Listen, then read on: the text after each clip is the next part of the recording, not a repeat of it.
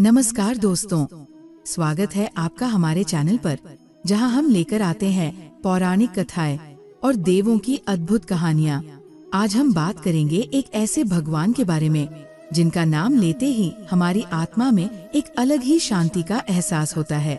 जी हाँ, हम बात कर रहे हैं भोलेनाथ की, भगवान शिव की। भोलेनाथ की कथा केवल एक धार्मिक कहानी नहीं, बल्कि जीवन के अनेक पहलुओं को समझने का एक माध्यम है। तो आइए आज हम जानते हैं उन अनकहे पहलुओं के बारे में जो भगवान शिव से जुड़े हैं। भगवान शिव का कोई जन्म नहीं माना जाता। वे अचेतन से, निराकार से और अनादि से हैं। वे साकार रूप में ब्रह्मा, विष्णु और महेश के रूप में प्रकट होते हैं। कहा जाता है कि भगवान शिव का रूप निराकार और परमात्मा का प्रतीक है। उनका अवतार सृजन के उद्देश्य से नहीं हुआ, बल्कि उनका अस्तित्व इस सृष्टि के चक्र का हिस्सा है। भगवान शिव न केवल ब्रह्मा के चक्र के नियंता है, बल्कि वे आत्मा के उद्धारकर्ता भी है। भगवान शिव की शक्ति अनंत है। उन्हें महादेव कहा जाता है, जो समस्त देवों के स्वामी हैं। उनका त्रिशूल, जो कि उनकी शक्ति का प्रतीक है, तीनों लोकों का नियंत्रण करता है।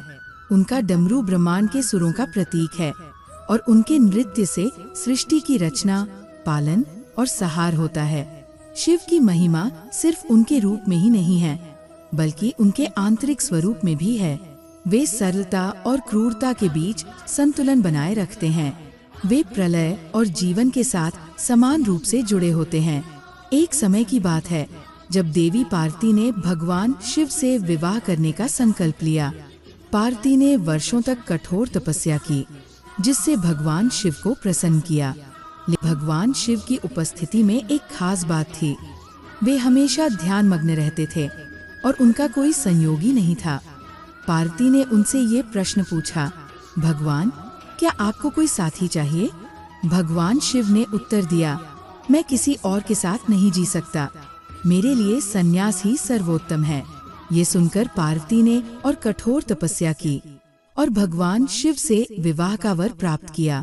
इस विवाह से ही संसार में उत्पत्ति, पालन और सहार की प्रक्रिया आरंभ होती है। भोलेनाथ का एक और रूप है जो उन्हें संसार में सबसे शक्तिशाली और दुष्टों के विनाशक के रूप में प्रतिष्ठित करता है। उनके पास नंदी की सवारी होती है और उनके गले में सर्प लिपटा होता है। यह उनके द्वारा हर प्रकार की नकारात्मकता और बुराई को समाप्त करने की क्षमता का प्रतीक है। कहा जाता है कि जब असुरों ने देवताओं पर अत्याचार, भगवान शिव ने अपनी तात्कालिक शक्ति से असुरों को समाप्त किया। इसका सबसे बड़ा उदाहरण राक्षस त्रिपुरासुर का वध है। त्रिपुरासुर को समाप्त करने के लिए भगवान शिव ने अपनी दिव्य बाणों की सहायता ली थी और त्रिपुरासुर के तीनों लोकों को समाप्त किया। भगवान शिव का तांडव नृत्य ब्रह्मांड की लय और शक्ति का प्रतीक है। जब भगवान शिव ने तांडव किया तो संपूर्ण सृष्टि ने एक नया आकार लिया। ये नृत्य केवल विनाश का नहीं, बल्कि पुनर्निर्माण का भी प्रतीक है। तांडव में भगवान शिव की अनंत ऊर्जा का प्रदर्शन होता है, जो हर रूप में सृजन और सहार का कार्य करता है। तांडव नृत्य की महिमा को समझते हुए एक बात तो साफ है, भगवान शिव के नृत्य से ये संदेश मिलता है कि जीवन में सुख दुख, निर्माण विनाश दोनों का दौर चलता रहता है। अब अगर हम भोलेनाथ के एक और सबसे अहम गुण की बात करें तो वह है उनकी असीम कृपा। चाहे वे एक तपस्वी, साधक या एक नायक के रूप में क्यों न प्रकट होते हों, वे हमेशा अपने भक्तों पर अपनी कृपा बरसाते हैं। भगवान शिव की भक्ति सरल है, लेकिन परिणाम बहुत महान होते हैं। एक उदाहरण है, एक साधारण भक्त ने भगवान शिव का जाप किया और उनका दिल श्रद्धा से भरा था। भगवान शिव ने उसकी तपस्या को स्वीकार किया और उसे असाधारण आशीर्वाद दिया।